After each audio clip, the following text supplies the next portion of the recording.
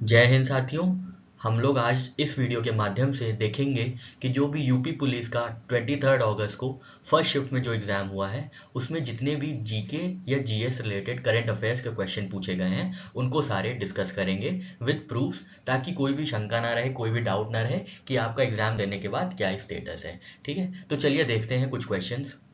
तो आपका पहला क्वेश्चन यहाँ पे पूछा गया था, which social media platform has feature called streaks. तो किस सोशल मीडिया प्लेटफॉर्म का एक फीचर है स्ट्रीक्स। तो यहाँ पे आप देख लीजिए, ये स्नैपचैट का फीचर है, स्नैपचैट स्ट्रीक्स। ठीक है, bebond.com की ये ब्लॉग लिखी गई थी, स्नैपचैट स्ट्रीक्स के बारे में एक्सप्लेन किया गया था। तो ये स्नैपचैट का एक फीचर है। ठीक है, नेक्स्ट हमारा क्वेश्चन था, the capital of Pallava dynasty was located at. ठीक है, ये देखिए पल्लव डायनेस्टी, ये ब्रिटानिका वेबसाइट से लिया गया है, बहुत ही ऑथेंटिक वेबसाइट है।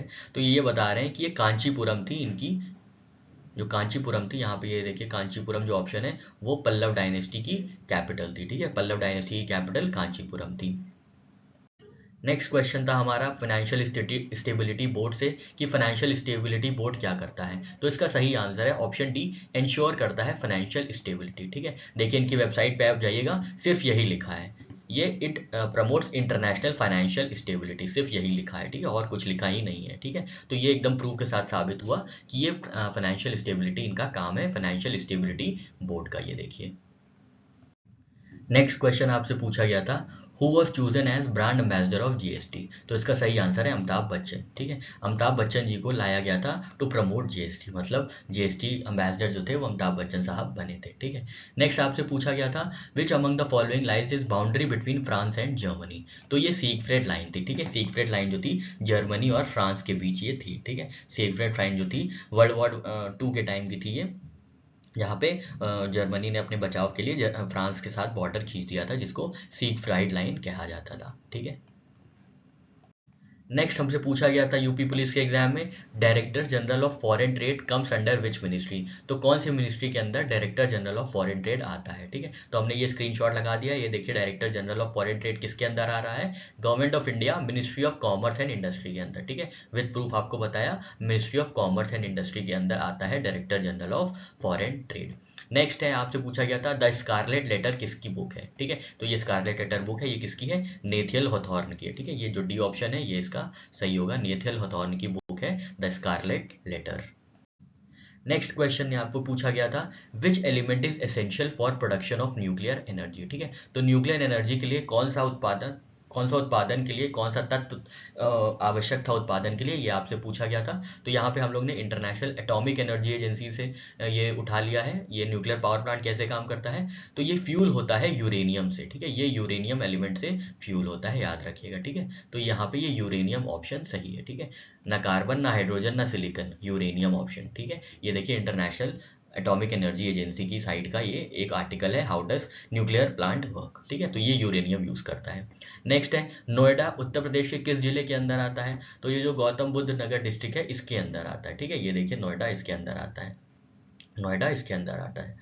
Noida, greater Noida, Dadri, Jewar, Yeida city and Dankaur fall under this district. ठीक है, तो ये गौतम बुद्ध नगर के अंदर क्या क्या है, नोएडा है, ग्रेटर नोएडा है, दादरी है, जेवर है। ठीक है, तो इसका सही आंसर है गौतम बुद्ध नगर, नोएडा के अंदर, गौतम बुद्ध नगर के अंदर नोएडा आता है।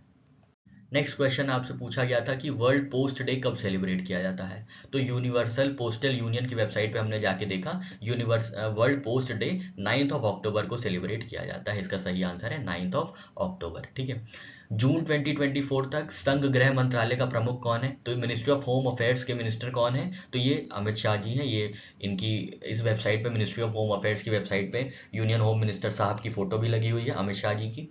नेक्स्ट हमारा क्वेश्चन था, इंडियन कांग्रेस कब फॉर्म हुई है, इंडियन नेशनल कांग्रेस कब फॉर्म हुई है। तो ये इंडियन नेशनल कांग्रेस जो पार्टी है उसकी वेबसाइट से हमने जाके देखा, ये 1885 में, ये देखिए यहाँ से शुरुआत हुई है, 1885 में फॉर्म हुई है। ठीक है, 1885 में ये फॉर्म हुई है। ठीक है, ये देखिए सारे प्रूफ्स के साथ है, इसमें भी कोई भी डाउट नहीं हो सकता है, वेल ऑथेंटिकेटेड सोर्सेज हैं ये सब।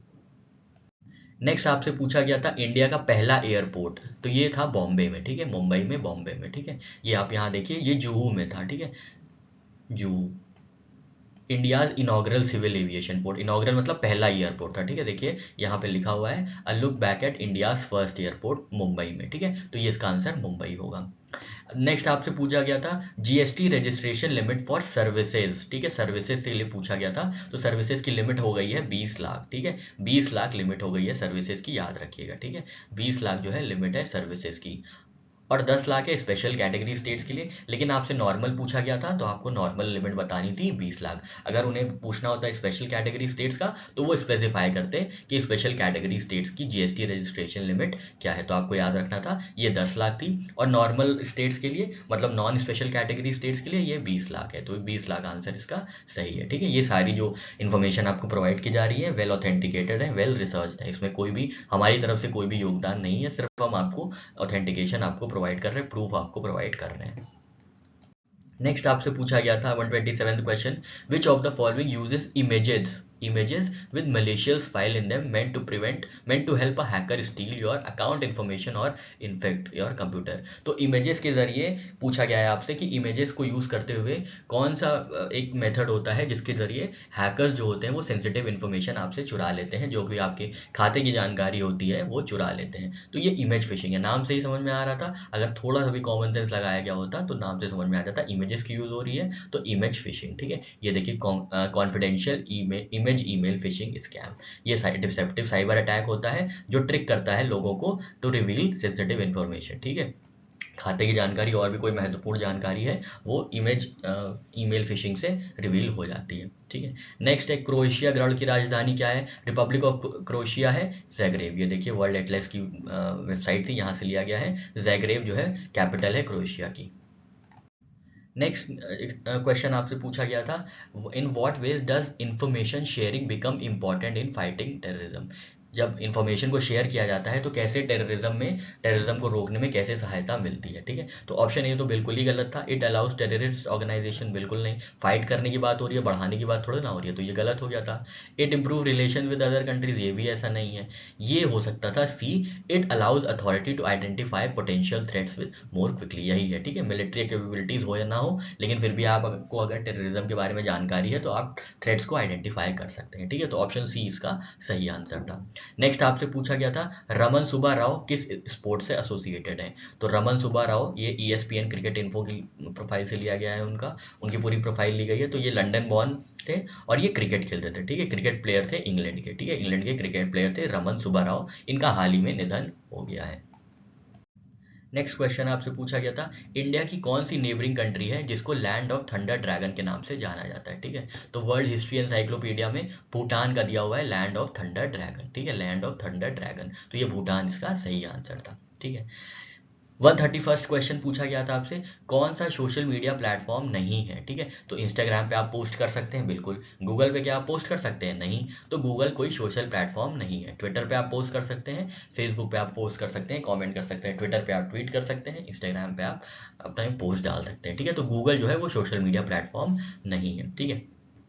नेक्स्ट आपसे पूछा गया था, which of the following types of pollution is accelerated eutrophication, ठीक है। तो आपसे यूट्रोफिकेशन से रिलेटेड पूछा गया था कि ये कौन सा पोल्यूशन है। तो ये नेशनल ओशन सर्विस है यूनाइटेड स्टेट्स की, जैसे नासा है वैसे national oceanic and Atmospheric administration है वहाँ पे, NOAA, ठीक है। तो वहाँ की वेबसाइट से हमने ये लिया है यूट्रोफिकेशन। ये क्या करता है, कोस्टल वाटर्स में क्या करता है, कोस्टल वाटर्स में और एस्चुरीज में पोल्यूशन क्रिएट करता है by increasing load of nutrients, ठीक है। तो ये वाटर पोल्यूशन से रिलेटेड आंसर था, ठीक है, इसका आंसर क्या था, वाटर पोल्यूशन से था, ठीक है। इसको एकदम प्रूफ के साथ आपको दिया गया है।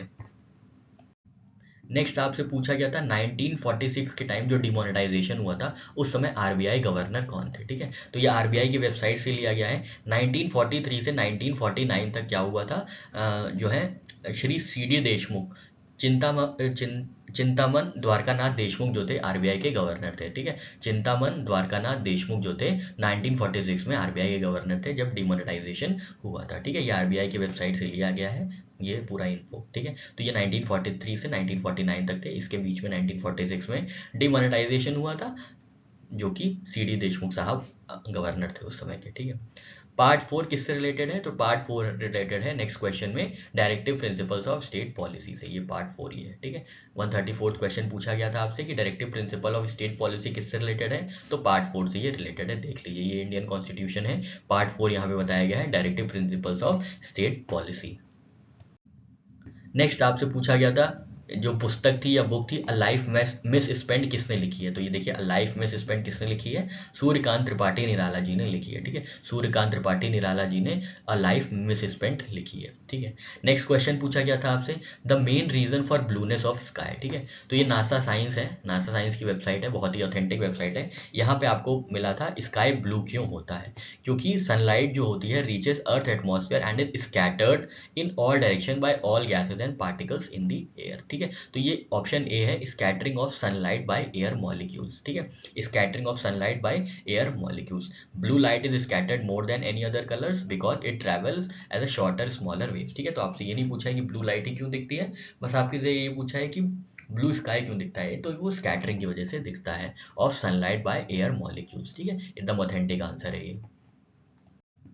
नेक्स्ट आपसे पूछा गया था what is the name of longest river in peninsular India, प्रायद्वीप भारत की सबसे लंबी नदी का नाम क्या है, तो ये गोदावरी है, ठीक है, ये देखिए गोदावरी है, जो स्टॉक्स में बताया गया है, जो स्टॉक्स की वेबसाइट से ये लिया गया है। Godavari river also known as Dakshin Ganga is longest river of peninsular India, ठीक है, पेनिनसुलर इंडिया की ये लॉन्गेस्ट रिवर है, तो याद रखिएगा गोदावरी रिवर इसका सही आंसर होगा। एनएचआरसी का फुल फॉर्म क्या है, तो national human rights commission, national human rights commission की वेबसाइट से उठाया गया है, कोई संदेह नहीं है इसमें। नेक्स्ट आपसे पूछा गया था 1985 में कौन सा इंटरनेशनल ईयर घोषित किया गया था, तो 1985 में इंटरनेशनल यूथ ईयर को डिक्लेयर किया गया था, ठीक है, 1985 को इंटरनेशनल यूथ ईयर डिक्लेयर किया गया था, ये यूनाइटेड नेशंस की वेबसाइट से है, इससे ज़्यादा ऑथेंटिक कुछ नहीं हो सकता, ठीक है, तो 1985 में यूथ को लेकर एक इंटरनेशनल यूथ ईयर डिक्लेयर किया गया था। नेक्स्ट आपसे पूछा गया था 141 क्वेश्चन में research method which allows for in depth and further probing and questioning of respondents, ठीक है, तो ये कौन सी रिसर्च थी जहाँ पे इन डेप्थ और फर्दर प्रोबिंग और क्वेश्चंस होता था, ये आपसे पूछा गया था, तो ये थी क्वालिटेटिव रिसर्च, ठीक है, ये क्वालिटेटिव रिसर्च है, देखिए यहाँ पे qualitative research can be use to gather in depth insights into problem और generate new ideas of research, ठीक है, तो इन डेप्थ कहाँ पे मिलती है, क्वालिटेटिव रिसर्च में, ये क्वालिटेटिव रिसर्च में इन डेप्थ और क्वेश्चंस को रिस्पॉन्डेंट से पूछा जा सकता है, तो इसका सही आंसर होगा क्वांटिटेटिव, ठीक है, क्वालिटेटिव सॉरी क्वालिटेटिव, ठीक है, ऑप्शन बी, ठीक है, ऑप्शन डी तो क्वांटिटेटिव है, तो क्वालिटेटिव में फर्दर प्रोबिंग हो सकती है, इन डेप्थ क्वेश्चंस पूछे जा सकते हैं, ठीक है, यहाँ पे ये लगा दिया है हमने। नेक्स्ट आपके सामने क्वेश्चन था 142nd क्वेश्चन था BRI का फुल फॉर्म क्या है, ठीक है, तो बहुत आसान था ये, बेल्ट एंड रोड इनिशिएटिव, ठीक है, चाइना का था belt and road initiative. Next आपसे पूछा गया था which of the following tries to trick specific individuals into jeopardising the security of the organisation they work for, ठीक है, तो ये कोई मेथड था जिसमें एक स्पेसिफिक विक्टिम्स को आइडेंटिफाई किया जाता था और उनसे मतलब उनसे ऑर्गेनाइजेशन किसी इंस्टीट्यूशन से रिलेटेड स्पेसिफिक जानकारियां निकाली जाती थी जिससे कि सिक्योरिटी जो होती थी ऑर्गेनाइजेशन की वो खतरे में पड़ जाती थी, तो इसका सही आंसर है स्पीयर फिशिंग, ठीक है, ये देखिए spear fishing is a targeted cyber attack method that hackers use to steal sensitive information on the device of specific victims, ठीक है, तो स्पेसिफिक इंडिविजुअल्स के लिए स्पीयर फिशिंग यूज होता था, ठीक है, स्पेसिफिक विक्टिम्स के लिए यहाँ पे लिखा हुआ है ना स्पेसिफिक इंडिविजुअल्स, तो इनके लिए स्पीयर फिशिंग यूज किया जाता था, ठीक है। नेक्स्ट आपसे पूछा गया था when was the first ever national agriculture policy announced, तो यहाँ पे प्रेस इन्फॉर्मेशन ब्यूरो की एक रिपोर्ट थी जिन्हें बताया गया था कि पहली नेशनल एग्रीकल्चर पॉलिसी अनाउंस की गई थी 2000 में, ठीक है, सन 2000 में पहली एक नेशनल एग्रीकल्चर पॉलिसी अनाउंस की गई थी, ये प्रेस इन्फॉर्मेशन ब्यूरो की एक मतलब ब्लॉग था, वहाँ पे नेशनल एग्रीकल्चर पॉलिसी के बारे में दिया हुआ था, ठीक है, तो सबसे पहले जो एग्रीकल्चर पॉलिसी अनाउंस की गई थी वो 2000 में अनाउंस की गई थी, जुलाई 2000 में, ठीक है। नेक्स्ट आपसे पूछा गया था United Nations commission on human rights was replaced with United nation human rights council, United Nations commission on human rights को रिप्लेस किया गया था United Nations human right council से किस साल में, ठीक है, तो ये ह्यूमन राइट्स काउंसिल पे हम लोग आ गए थे इनकी वेबसाइट पे, तो यहाँ पे लिखा हुआ था ये 2006 में आई है, ठीक है, ये 2006 में आई है, तो मतलब इसका सही आंसर है 2006, ठीक है, इसका सही आंसर है 2006, ये United Nations human right council की वेबसाइट पे उपलब्ध है, आप खुद भी जाके देख सकते हैं अगर आपको डबल वेरीफाई करना है तो। नेक्स्ट आपसे पूछा गया था question, who is the first person to run across Africa? तो इसका सही आंसर है रस कुक, ठीक है। ये देखिए यहाँ पे रस कुक, बीबीसी की न्यूज़ है, रस कुक द हार्डेस्ट गीजर, इनका नाम हार्डेस्ट गीजर है, who rain the length of Africa, ठीक है। तो ये इसका सही आंसर है रस कुक, जिन्होंने पूरा अफ्रीका में दौड़ लगाई थी, ठीक है। इनका नाम है रस कुक। नेक्स्ट है आपसे पूछा गया था, इंडियन एग्रीकल्चर रिसर्च इंस्टीट्यूट ने किसके खिलाफ लीगल एक्शन लिया था for cultivating basmati varieties protected in India, ठीक है। तो इंडियन एग्रीकल्चर रिसर्च इंस्टीट्यूट ने किसके खिलाफ लीगल एक्शन लिया था, क्योंकि वो भी बासमती राइस कल्टिवेट कर रहे थे, जो कि इंडिया में प्रोटेक्टेड है, मतलब और कोई नहीं कल्टिवेट कर सकता है, ठीक है। तो यहाँ पे देखिए IARI मतलब Indian agriculture research institute call for legal action against renamed basmati varieties in Pakistan, ठीक है। तो ये पाकिस्तान के खिलाफ लेने की बात कही गई थी, याद रखिएगा, ये इंपॉर्टेंट क्वेश्चन था और इसका सही आंसर भी पाकिस्तान था, ठीक है। ये 21 मार्च 2024 की न्यूज़ है, हिंदुस्तान हेराल्ड एक न्यूज़पेपर है, वहाँ पे ये हेडिंग आई थी, ठीक है। नेक्स्ट आपसे पूछा गया था क्वेश्चन 149, चिकनकारी जो है वो कहाँ, किस सिटी उत्तर प्रदेश से ओरिजिनेट हुई है, ठीक है।